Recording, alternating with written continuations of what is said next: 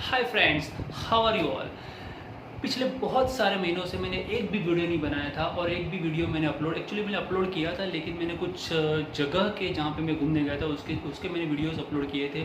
और पिछले कुछ दिनों से आई वाज थिंकिंग कि मैं कुछ वीडियोस बनाऊँ, लेकिन मैं तय नहीं कर पा रहा था कि कौन से टॉपिक पे मैं वीडियो बनाऊँ। उसी बीच में एक बुक पढ़ रहा था, जो बुक मैंने रिसेंटली अभी फिनिश की है। तो मैंने सोचा कि यार ये बुक मुझे बहुत एक्चुअली पसंद बहुत आई ये बुक, और मैंने सोचा कि इस बुक के ऊपर 8, 10, 15 वीडियो बन सकते हैं और इस बुक के बारे में लोग जान सकते हैं, जिसकी मदद से बहुत सारे लोगों को इस बुक के बारे में जानकारी मिल सकती है। और ये जो बुक है दोस्तों, मैं ऐसे इस बुक के ऊपर वीडियो नहीं बना रहा हूँ, ये बहुत ही खूबसूरत बुक है। आपको इस बुक को एक्चुअली पढ़ना चाहिए। अगर पढ़ने का टाइम नहीं है तो आप मेरे वीडियो के थ्रू इस बुक को पूरी की पूरी डिटेल में समझ सकते हो। तो मैंने फिर तय कर लिया कि मैं इस बुक के ऊपर वीडियो बनाऊंगा। तो दोस्तों, उससे पहले कि मैं इस बुक के ऊपर वीडियो अपना स्टार्ट करूं, उससे पहले मैं आप लोगों से कुछ बोलना चाहता हूं, बताना चाहता हूं, पूछना चाहता हूं। दोस्तों, हम अपनी लाइफ में बहुत सारे ड्रीम देखते हैं, बहुत सारे सपने देखते हैं और उन सपनों को पूरा करने की ख्वाहिश भी हम रखते हैं, लेकिन क्या हम उन सपनों को कभी पूरा कर पाते हैं? सारे के सारे सपनों को क्या हम पूरा कर पाते हैं? क्या हम उन सपनों को पूरा करने के लिए जो स्टेप्स, जो एक्शंस लेने चाहिए, वो एक्शंस क्या हम ले पाते हैं? नहीं। और एक बात, हमें हर जगह पे मूवी, स्कूल, कॉलेज, एवरीवेयर हमें ये बताया जाता है कि आपको अपने दिल की सुननी चाहिए। मगर क्या दोस्तों, इस एडवाइस को देने वाले लोग भी हर बार अपने दिल की बात सुनते हैं? क्या हर बार हम अपने दिल की बात सुनते हैं? क्या हर बार हम अपने दिल की बात को दुनिया के सामने, लोगों के सामने रख पाते हैं? नहीं, क्योंकि हम डरते हैं कि अगर हमारे दिल में जो है वो बाहर आ गया तो दुनिया हमारे सामने हंसेगी, कहीं वो हमें गलत ना समझे। तो दोस्तों, इसी तरह की सोच वाले एक लड़के ने अपने ड्रीम्स को पूरा करने का सपना देखा और उसने हर बार अपने दिल की सुनी। और ऐसे ही एक लड़के की कहानी को लेकर मैं आ रहा हूँ। एक्चुअली मैं नहीं, लेखक आ रहे हैं और लेखक के ज़रिए मैं आ रहा हूँ। ऐसे ही एक लड़के जो हमारी कहानी का हीरो है, उसके ऊपर ये सारी की पूरी किताब लिखी गई है और इस बुक का नाम है द अल्केमिस्ट। और इसके राइटर है पॉलो कोएल्हो। दोस्तों, इंटरेस्टिंग बात यह है कि इस बुक को सबसे पहले 1988 में पब्लिश किया गया था और इस बुक को सबसे पहली लैंग्वेज में लिखा गया था पोर्टुगीज़ लैंग्वेज में इस बुक को लिखा गया। पहले महीने में इस बुक की सिर्फ और सिर्फ एक ही कॉपी बिकी थी और दूसरी कॉपी बिकी उसके 6 महीने के बाद, और वो खरीदार भी वही था जिसने पहले महीने में इस बुक को खरीदा था। मतलब कि 6 महीने के अंदर बुक की सिर्फ और सिर्फ 2 कॉपी बिकी, और वो भी एक ही खरीदार के द्वारा।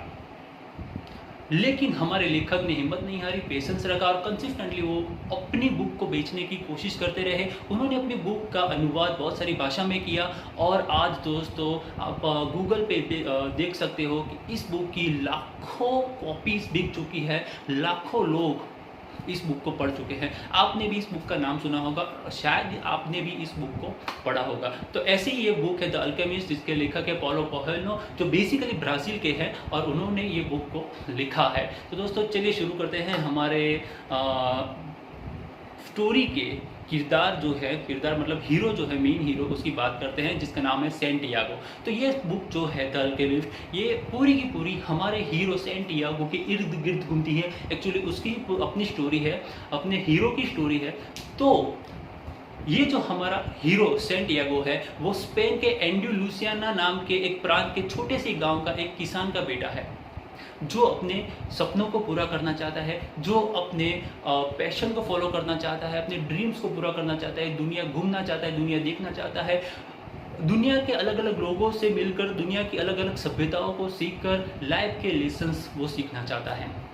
लेकिन किंतु परंतु बंधु, हर एक कहानी की तरह आपकी हो या मेरी, उसके पापा जो है वो ये नहीं चाहते हैं। वो नहीं चाहते हैं कि उसका बेटा अपने ड्रीम्स को पूरा करे, वो नहीं चाहते हैं कि उसका बेटा दुनिया घूमने जाए। वो चाहते हैं कि उनका बेटा पढ़ लिख कर एक पादरी बने, क्योंकि गांव में एक पादरी की बहुत सारी इज्जत होती है, लोग उसको बहुत ही मान सम्मान देते हैं। तो उनको वो चाहते हैं कि भैया आप एक पादरी बनो और एक अच्छी सी ज़िंदगी यहाँ पर बसर करो, अपने ही गाँव में, अपनी ही जगह पर। लेकिन अपना जो हीरो है सैंटियागो, वो बहुत ही ज़िद्दी है। वो अपनी ज़िद पर अड़ा है। वो नहीं चाहता कि वो पढ़ लिख कर पादरी बने, वो चाहता है कि वो दुनिया घूमे, दुनिया के नए नए लोगों से मिले, दुनिया की नई नई सभ्यताओं को देखे। उसे यहाँ पर पड़े रहकर पूरी ज़िंदगी नहीं बितानी है, उसे वो मंजूर नहीं है, कतई मंजूर नहीं है। आखिरकार उसकी ज़िद के आगे उसके पिताजी को झुकना पड़ता है और उसके पिताजी उसको बोलते हैं कि देख दोस्त, दुनिया घूमने वाले जो लोग होते हैं, दुनिया अगर आपको घूमनी है तो आपके पास बहुत सारे पैसे होने चाहिए। जो दुनिया घूमने वाले लोग जो होते हैं उनके पास बहुत सारे पैसे, लेकिन हम एक छोटे से गांव के एक छोटे से किसान हैं, हमारे पास उतने पैसे नहीं हैं। तो उसके लिए अब तुझे एक शेफर्ड बनना पड़ेगा, एक गडरिया बनना पड़ेगा जो भेड़ों को चराता है, और उसके लिए तुझे कुछ भेड़ खरीदनी पड़ेगी। तो दोस्तों आखिरकार हमारे हीरो के पिताजी जो है मान जाते हैं। वो अपने बेटे को भेड़ खरीदने के लिए कुछ पैसे देते हैं और उन पैसों से हमारा सैंटियागो जो है वो कुछ भेड़ 20-25 भेड़ खरीदता है। अब क्या है, हमारे हीरो के पास कुछ 20-25 भेड़ है, उसके अपने खुद के सपने हैं, ड्रीम्स हैं, और उसके सामने पूरी की पूरी दुनिया खुली पड़ी है। और वो निकल पड़ता है अपनी भेड़ों को लेकर, भेड़ों को चराता हुआ यहाँ से वहाँ, वहाँ से यहाँ, एक गांव से दूसरे गांव, एक शहर से दूसरे शहर। इसी बीच वो भेड़ों की भाषा भी सीखता है, वो ये सारे लेसन भी सीखता है कि भेड़ों को कैसे एक रास्ते में उनको चलाया जाए, कैसे उनकी भाषा समझी जाए, कैसे उनके सिग्नल समझे जाए, कैसे उनको दूसरे जंगली जानवरों से बचाया जाए। वो सारी की सारी बातें, ये सारे के सारे लेसन ये सीखता रहता है। और ऐसा करते करते भेड़ों को चराते चराते 2-3 साल बीत जाते हैं। नाउ हमारा जो हीरो है, हमारा सैंटियागो, वो एक गांव में जा रहा होता है।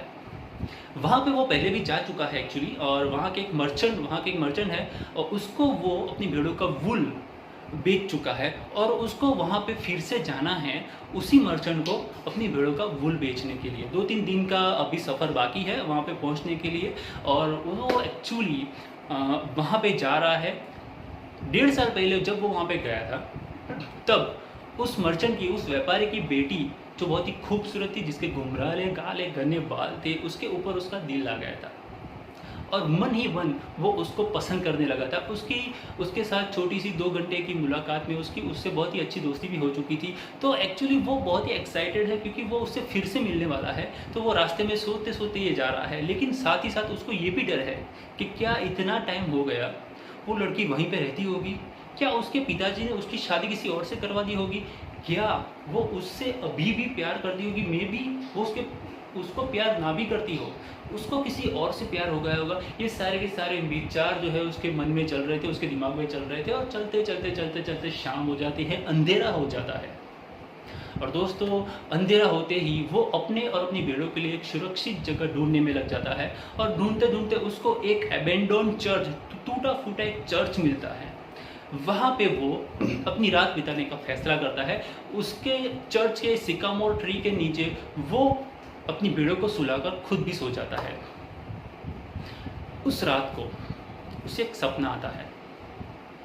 ये सपना उसे पहले भी 2-3 बार आ चुका है। उस रात को वो सपना फिर से आता है, और हर बार की तरह उसकी आंखें तभी खुलती है जब उसका क्लाइमेक्स है। मतलब कि सपने का जो एंड है, क्लाइमेक्स है, जो मेन पॉइंट है, जो उसको देखना चाहिए, उससे पहले ही उसकी आंखें खुल जाती है। हर बार की तरह पहले भी जब उसे सपना आया था, ये सेम सपना आया था, तभी ऐसा हुआ था। सपना पूरा होने से एग्जैक्ट पहले, जो क्लाइमेक्स है उससे एग्जैक्ट पहले ही उसकी आंखें खुल जाती है, और अभी भी ऐसा ही हुआ। नाउ दोस्तों हमारे हीरो का ये ऐसा कौन सा सपना है जिसको वो बार बार देख रहा है, और ख़त्म होने से पहले, एग्जैक्ट क्लाइमैक्स पॉइंट से पहले ही उसकी आंखें खुल जाती है। क्या वो उस लड़की से फिर से मिल पाएगा जिसे वो मन ही मन चाहने लगा है, मन ही मन पसंद करने लगा है? क्या वो लड़की भी उससे चाहती होगी? क्या वो लड़की वहाँ पे होगी, या फिर उसके पिताजी ने उसकी शादी कहीं और कर दी होगी? ये बहुत ही सारी की सारी इंटरेस्टिंग बातें आगे आने वाली है दोस्तों। जानने के लिए बने रहिए हमारे चैनल पे, हमारे वीडियोस को देखते रहिए, हमारे चैनल को सब्सक्राइब कीजिए और वहाँ पे छोटा सा जो बेल है उस आइकॉन को दबा दीजिए ताकि आपको हमारे आगे की वीडियोस के सारे नोटिफिकेशंस मिले और आपसे हमारे वीडियोस का एक भी एपिसोड, इस स्टोरी का एक भी एपिसोड जो बहुत ही इंटरेस्टिंग होने वाली है दोस्तों, मैं आपको बताने वाला हूँ। बहुत ही इंटरेस्टिंग होने वाली है स्टोरी आगे। ये तो सिर्फ और सिर्फ शुरुआत है, आगे ये स्टोरी बहुत ही मज़ेदार होने वाली है। तो आप एक भी एपिसोड मिस मत कीजिए, एक भी वीडियो मिस मत कीजिए, एक भी वीडियो मिस मत कीजिए और देखते रहिए हमारे वीडियो को, सब्सक्राइब कीजिए, बेल आइकन को दबाइए। तब तक मिलते हैं, कुछ मज़े कीजिए, बुक हो सके तो बुक पढ़िए और मिलते हैं। Till then, have good day, goodbye and all the best.